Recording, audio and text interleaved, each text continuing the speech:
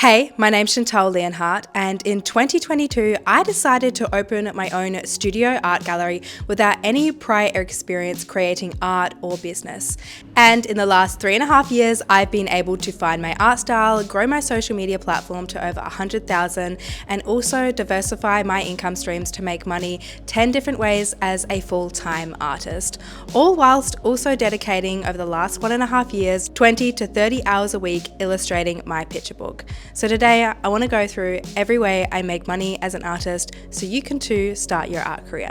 Let's go. I'm going to start with my very first income streams as an artist to the ones that are most recent. I'm going to go through how long they took me to start and get up and running, and also where I see them going in the future. The first 5 or 6 income streams that I'm going to share with you guys does not require a social media following at all. Although it might be necessary to grow them further in the future to have one, it's not necessary to start. Quick disclaimer before I start is that all these 10 income streams are active. Not all at once, but at some point during the year, I will earn money from them, and they are quite broad, so I will be going into subtopics within these income streams because your girl's gotta earn money. I live on an island that is not reliant on tourism all times of the year, and I also dedicate 20 to 30 hours of my week to illustrating my picture book and editing and filming that process. So I rarely earn any money from those hours during the week unless I have a video of the pages blow up or I have a sponsorship with them. Other than that, your girl's gotta work. Without further ado, let's dive into the very first way I started making money as an artist, all the way back when I was 10 years old.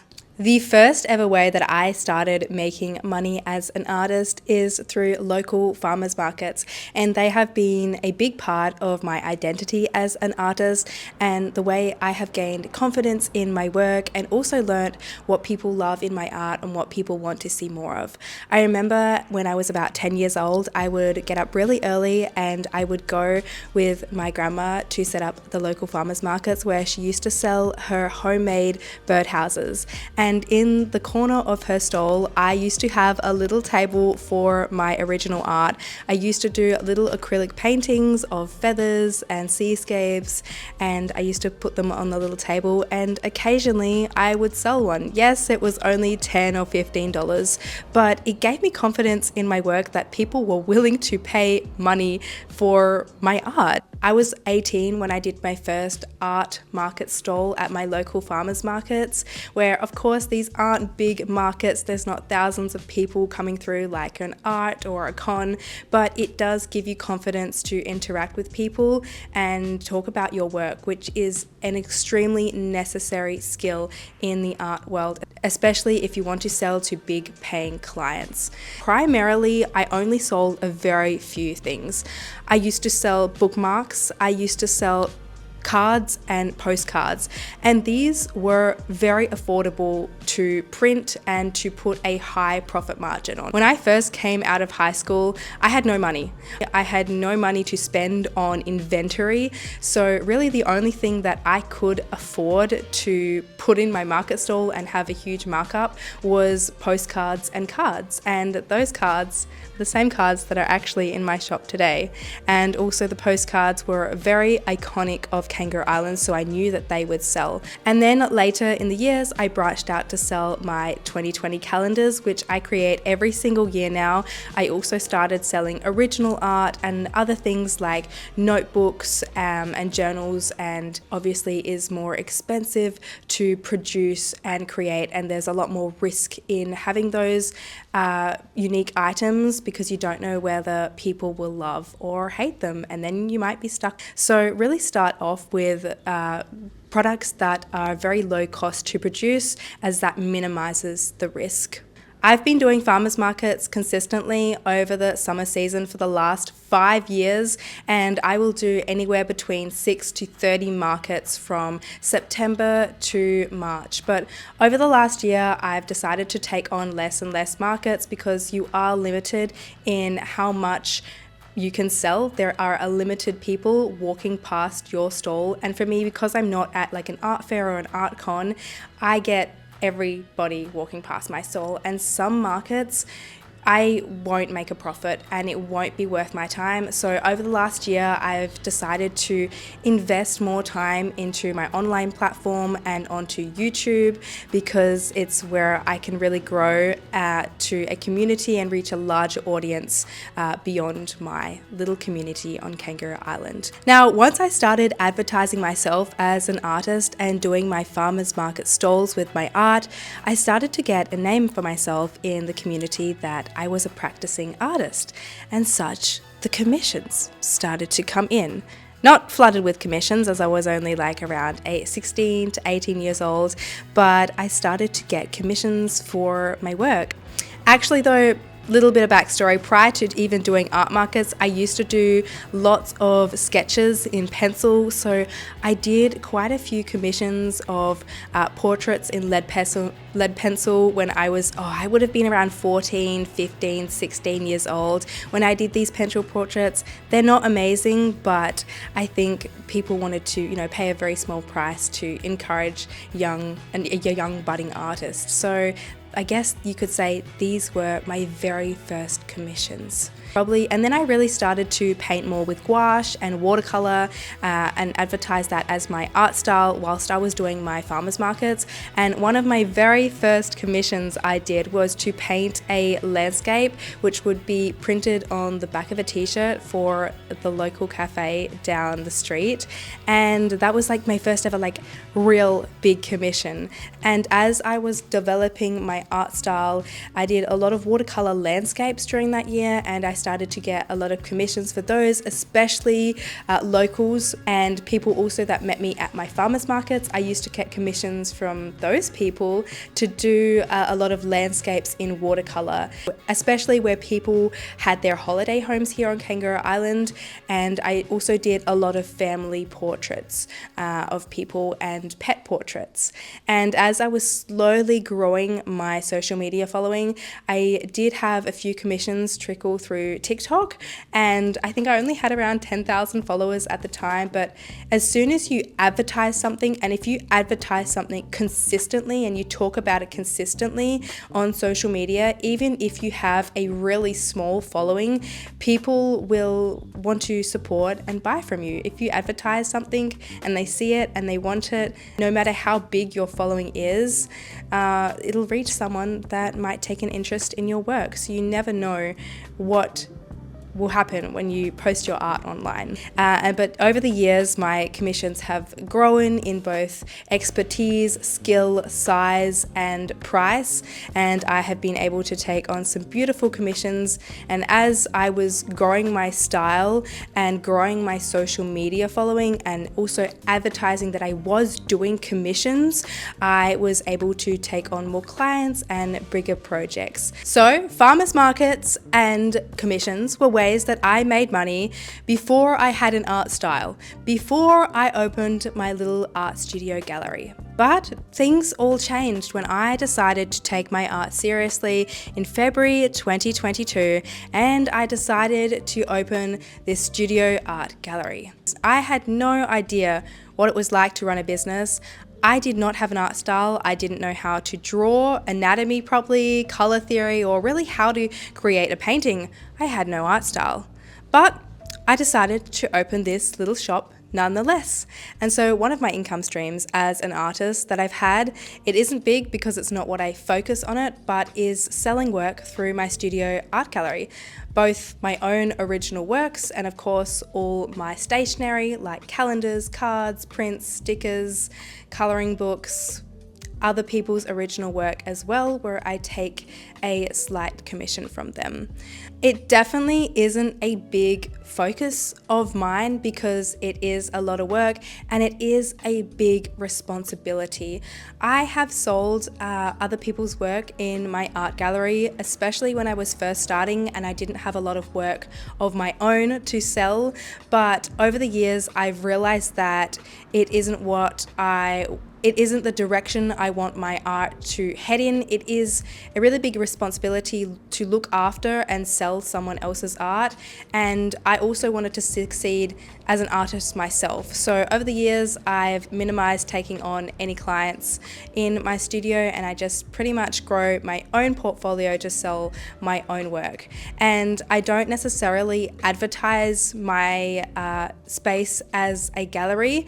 I definitely prioritize advertising it as a studio where I run a lot of workshops and also create my own art in. I think for me that is a priority, having it as a studio rather than a gallery space, because again, a gallery space for me is very limited on Kangaroo Island.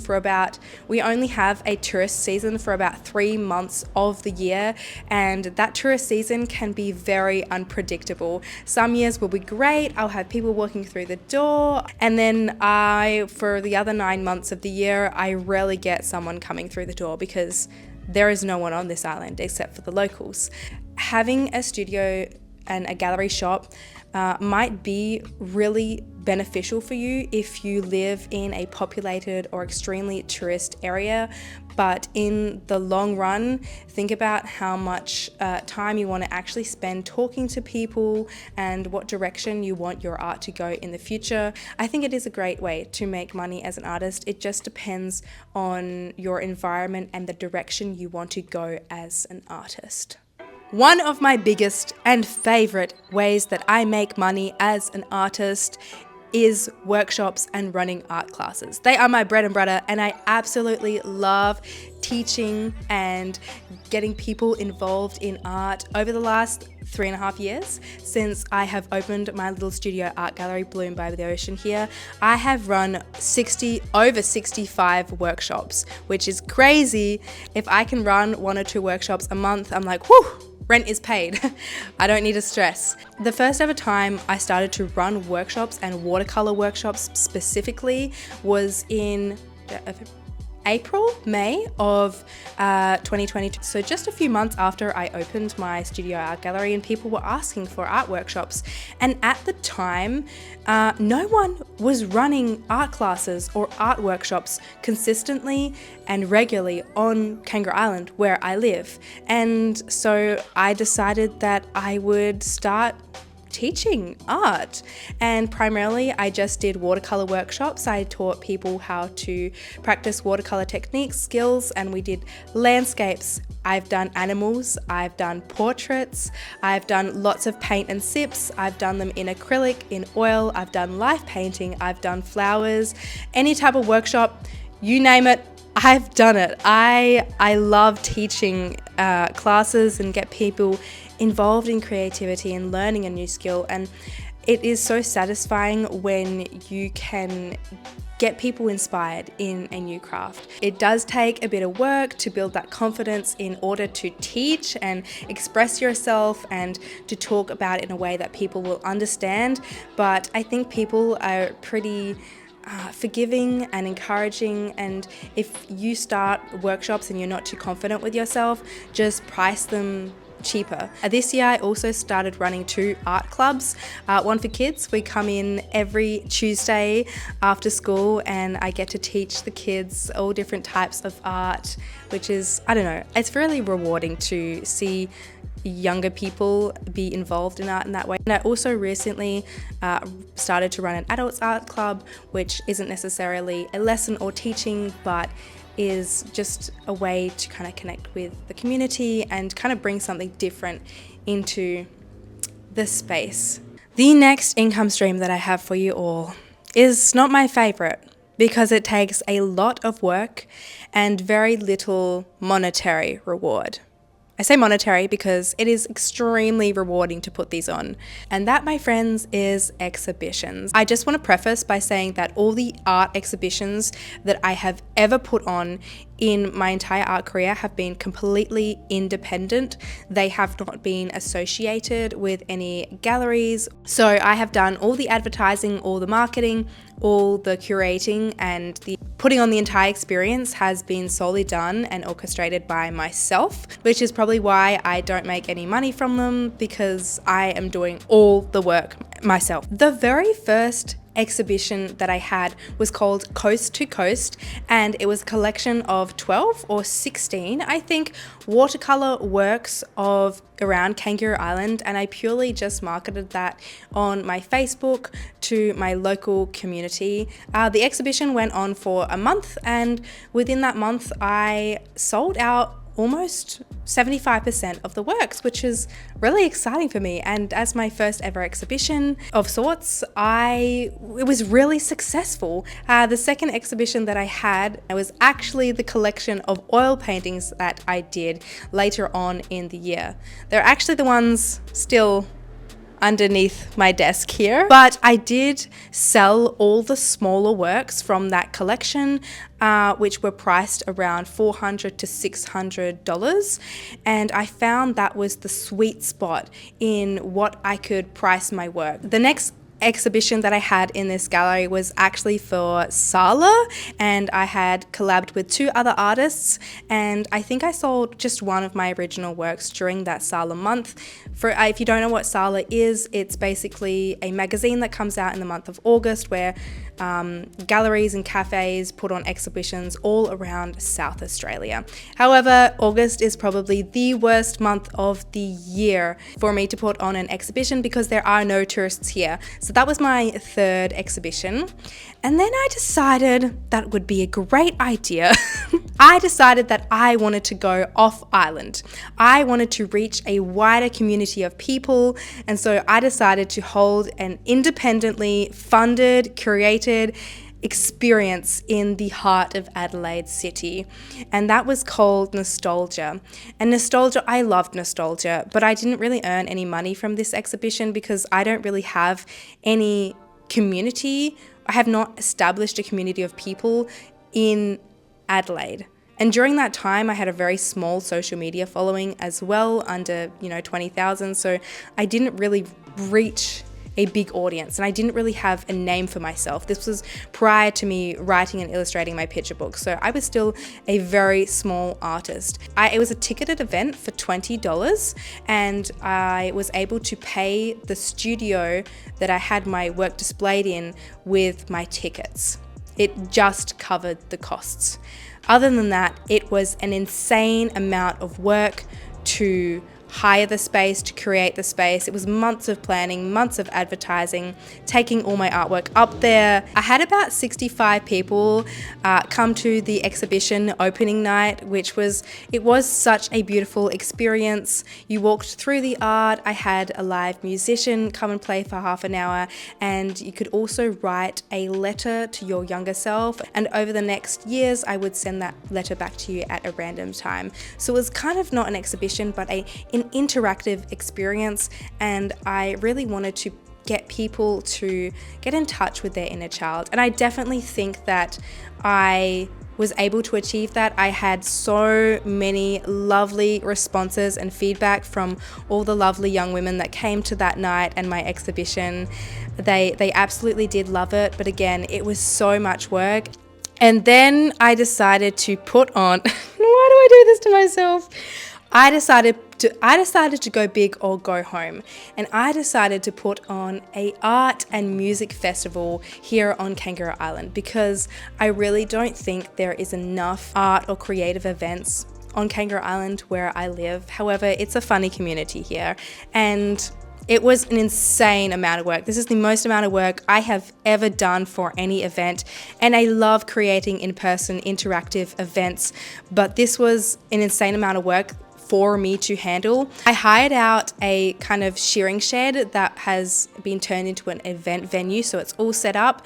I had 4 artists, 2 single artists and 2 bands come over from the mainland, and their ferry trip and accommodation was sponsored by a local organisation here on Kangaroo Island, so I didn't have to pay for that, but I did pay out of pocket from myself everything else, like the studio hire, all of the equipment, the hire for the music tech, and everything that came between. And in saying that, I did learn very important lessons during that entire experience that I will take onto any experience that I create in the future.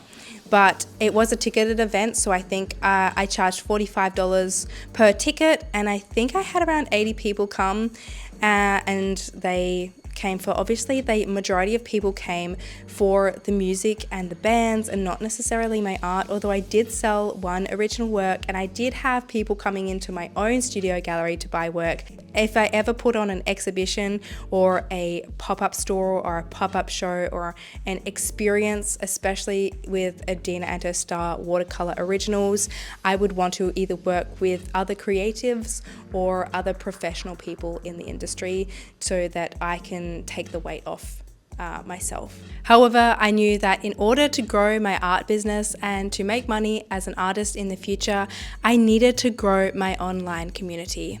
There is a limited number of people that are going to walk through my art shop, so I knew that I had to grow my business off island. And one of the best ways to grow an online community isn't necessarily through growing social media platforms, but to send out online newsletters. Thank you so much to Brevo for sponsoring this video. Brevo is your all-in-one marketing and automation platform. The reality is that in order to grow your income streams as an artist, your marketing game needs to be as good as your product, if not better. Brevo makes that really easy by connecting you to your customers through aesthetic, customizable email templates, where you can completely change formats, fonts, colors to match your brand identity, aligning with your customer. I recently heard Gary Vee say on a podcast that it's not how many people you send your emails to, it's how many of those people are actually opening up, reading, clicking on the links in your email. And Brevo really helps us out here by offering great analytics on how many people your email reaches, how many people actually open that email, the percentage of them that click on the links, and how it performs compared to your previous other emails. Meaning that every time that you send out a new newsletter, you can optimize its performance. Brevo really allows you to personalize your emails to your customers, increasing brand loyalty and community engagement. They also integrate to so many other amazing platforms that you already might use as an artist, like Shopify, WooCommerce, and even MailChimp. So streamlining Brevo to your already existing platforms is really easy. If you would like to get started with Brevo today, you can use the link in my description and use code Chantal for 50% off for the first 3 months with any starter or standard plans. Another way that I have made money as an artist over the years is through freelance work. And I've put this as a different income stream as commissions because freelance work for me is a little bit more intense. It's a little bit more involved and it usually goes on for much longer than a single commission piece. And I don't think it's necessary to have a social media following or a social media platform to acquire freelance work. The client for one of my very first freelance jobs as an artist actually found me on a third-party app where I was advertising my services and my portfolio.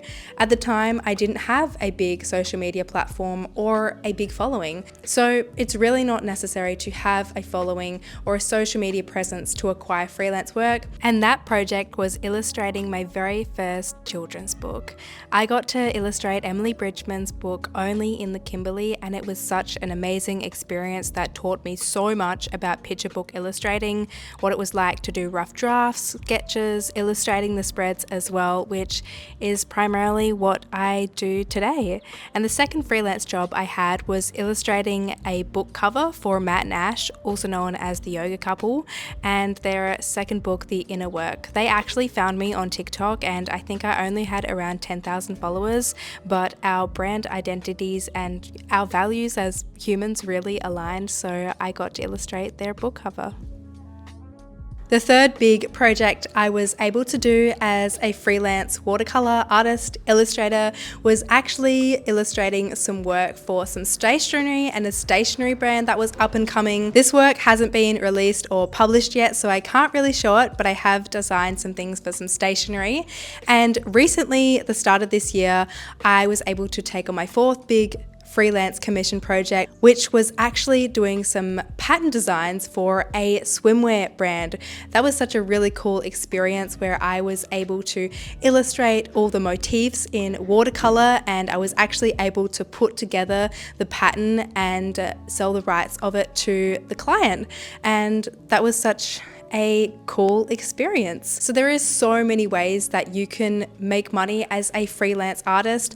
I definitely think that having a social media platform is not necessary for all of them. However, it might increase your chances to find your ideal clients that are also going to pay you enough for your work. If you're a digital artist especially, I would definitely look into doing illustrations for book covers and book merch, as well as games. There's also illustration work in advertising and brand campaigns, and of course editorial work for online emails and newsletters, and of course magazines. The freelance work industry is endless, and one job is never the same as the next.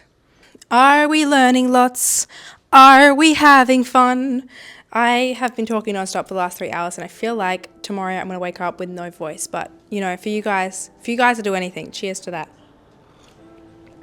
So my next income stream as an artist, and one that I see the most potential in growing in the future, is my online shop. I actually started my little online art shop all the way back when I was 16, 17 years old on Etsy, where I used to design little graphic posters and art prints, and I used to go out in the grass and direct sunlight and try and take product photos and put them on Etsy. I didn't sell any, but it did teach me a lot about how to run a business. Right now, I don't know if I would recommend people starting out with Etsy. It's just not what it used to be, unfortunately. Right now, if you want to start an art business and you want to grow it and you see it as having great potential in the future, then I suggest you open an online shop, whether that's on Squarespace, Wix, Shopify. Personally, I use Squarespace, but with whatever platform resonates with you, you can link it up with Brevo. And I would suggest really focusing on that online shop straight away, because that's where your customers are going to meet and purchase from you. They're going to learn about you. They're going to try and discover more about you, maybe your portfolio, maybe your blog. My online art shop has definitely grown over the years. I started out by just selling what I had on my farmer's market table: my posters, my cards, my postcards, and my calendars. That's all I had on my art shop. Personally, I'm not the type of artist who does print drops or technically shop updates every 3 months or consistently, because, as you know, I am prioritizing the illustration of my picture book and I am prioritizing the success of that. So I don't always have consistent shop updates or print launches because, as I said before, majority of my social media following, around 90% of my community, follows me because of my picture book. I do also have an online shop because obviously I do need to make money to support myself and to support my journey of illustrating my picture book. And so right now I also sell my 2026 calendar. My calendars, I have been creating them. They are very dear to me. They are the start of my art journey and the very first art product I ever created. So we have my 2026 calendar.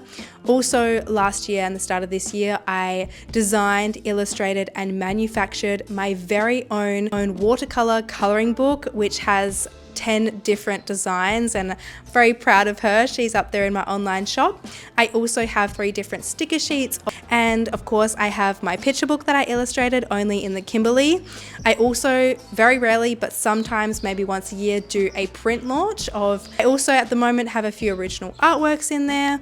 So yeah, that is my online shop. Whenever I'm having a shop launch, a shop update, or I'm coming out with a new product like my coloring book, it really has to be done with intention, and that product really does have to align with my brand identity. It has to be authentic to who I am as an artist. So if you are an artist and you think the way to success is launching lots of different products and having a full shop all the time, I really urge you to think twice about that, because I think the success of my shop and the success of other shops I've seen from mutuals and other small businesses is they really narrow down and select products that are made with intention, purpose, and align with their brand identity. Another product that I sell in my online shop and might be categorized as its own income stream in a sense is my mail club. Every month I send out to my subscribers of my mail club, Adina's World, a letter about my journey illustrating, writing, self-publishing my picture book, a little watercolor sticker, a fine art print, and of course a little watercolor coloring sheet. Mail clubs are definitely a lot of work, and you don't really start seeing a profit for them unless you have hundreds to 1,000 subscribers. But I honestly love it so much. I love connecting directly with my community and seeing the letters back to me and the words back to me of how much you guys love my mail club and how much value it kind of provides in your life once a month is just so enjoyable. So it definitely has the potential to grow. When I first started my mail club, I had the intention only running it for 12 months prior to me publishing my picture book. So I'm not sure if I will continue it or where it will go in the future, but if you want to run a mail club, they are very trendy at the moment. I actually have an entire video of everything you need to do, want to do to set up your mail club, which you can watch if you want to have and run your own mail club as an income stream. I'll link it up here, which you can watch after this one. Another big income stream for me as an artist and someone who has grown their social media following is digital downloads. And digital downloads can be things like courses, workbooks, Notion templates, customizable templates of anything to do with your small business, anything that you could offer of value to people that are one step behind you in their business. For me personally, I have 2 workbooks in my shop, and there are 2 reasons that digital download, that workbook, has been so successful. Number 1 is that it is great value for price. It is a workbook that takes you through how to create your own social media strategy without following trends, and it goes through pretty much every single category you would need to get started on social media. And the reason that people are willing to pay $28 for it is because the value in that workbook is amazing. I personally know creators and marketing agencies that sell the same value in their workbooks for hundreds of dollars. The second way to be successful in selling your digital downloads is either to have a social media community that you're marketing your digital download product to, or you have virality or exposure attached to the videos you are marketing your digital product with. And for me, I was very grateful to have my YouTube video on how to create your own social media strategy for your small business go viral, and that is how I sold my digital product. One of the ways I have only recently in the last year or so been making money as an artist is through YouTube. I started posting consistently almost every week, sometimes every second week on YouTube ever since June last year, and thus I have been able to monetize my channel with YouTube AdSense, and I have also been very lucky to work with some amazing brands and be sponsored by some amazing brands. I've worked with brands like Milanote, Squarespace. I'm gonna put some more brands here that I've been able to work with, but I am so grateful that I got to work with them. It's been such a joy to work with some big brands that I use every day in my art career, and be able to be sponsored with them is crazy to me. Don't get me wrong, YouTube is a lot of work. I spend about 10 to 15 hours on average editing a YouTube video on the bare minimum, and it does take quite a while to film and collate that footage together. But once you understand how to edit and how to film efficiently, it can be a great source of income. I am creating all this work anyway. I might as well document the process, because I personally want to look back and see how far I've come and what I was thinking during that time. And I also want to share it with other people that might be lost or have no idea where they want to go in their art career. Like, I would love to watch a series of someone writing and illustrating the entirety of their picture book and self-publishing it too. Like, the information and the value of knowledge in just watching that entire journey would provide so much for me, because that's what I'm doing right now. So I hope that if that's something that you want to do in the future, that my journey can be that inspiration and knowledge for you. So that's primarily what inspired me to get onto YouTube. And when I first started, I had no idea how much money was available to make on the platform.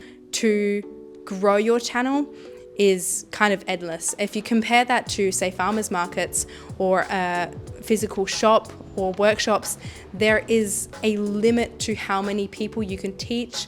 There is a limit to how many people you can sell to in those farmers markets. And so being on YouTube, I can connect to people all around the world, and I can market my picture book to people all around the world.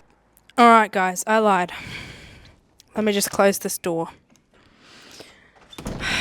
Technically, I have 11 income streams as an artist. Give you 10, but this one's always been with me.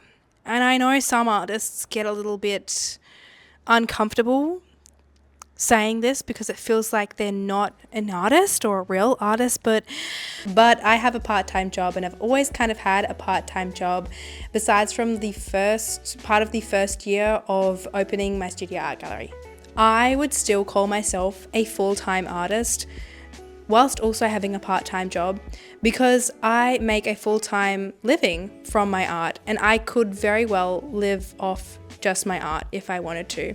And I also work full-time hours as an artist. In fact, I would probably work more hours than a full-time artist, because I invest so much time into my practice. Literally why I am here today and why I have been able to grow and sustain myself is because I put in the work. People always ask us, what's the secret to being a full-time artist? And you just have to have the commitment and the tenacity to wake up every single day and do it. Even if you're feeling like shit, even if you're having no motivation, even if you have no idea where you're going with your art, you have to put in the hard work. And it has been hard. I have cried, I have had meltdowns, I have breakdowns, but I wouldn't be here today if I gave up and if I stopped. Mind you, if my picture book fails, I might give up. I'm just kidding. There's always another book. Anyway, I also have had a part-time job whilst I have been growing as an artist. My aim is to probably leave my part-time job when I publish my picture book. And I also don't interact with a lot of people unless I run workshops. I honestly sit here in my gallery alone all day, every day, Monday to Friday, and I either sit in silence or I talk to a camera for 5 hours. So I think it's actually really healthy for me to have a part-time job and differentiate myself from my business. Thank you guys so much for coming along this journey, this video. I will not be talking for the foreseeable future. I hope it really inspired you, and I hope it gave you actual clarity that you don't have to be a starving artist, that is a myth. Yes, it takes work to get where I am, but if you're willing to put in the hard work and see it through, you can be a successful artist. We live in a day and age where you have so much opportunities around you, in person, in events, and also online, where you can start marketing yourself for free. You don't have to invest monetarily in putting your work out there on social media besides from the time. Maybe you only have limited time every week, but if you invest that in your art and putting yourself out there online, that consistency pays off. And I hope that showing my active income streams, that ways that I actually make money as an artist, you can see that it's possible. And if you're an artist, illustrator, or if you want to follow along my journey and see me write, illustrate, and self-publish my picture book and see it be a real big success next year, then I'd love for you to subscribe, and I'll see you all in my next video. Love you!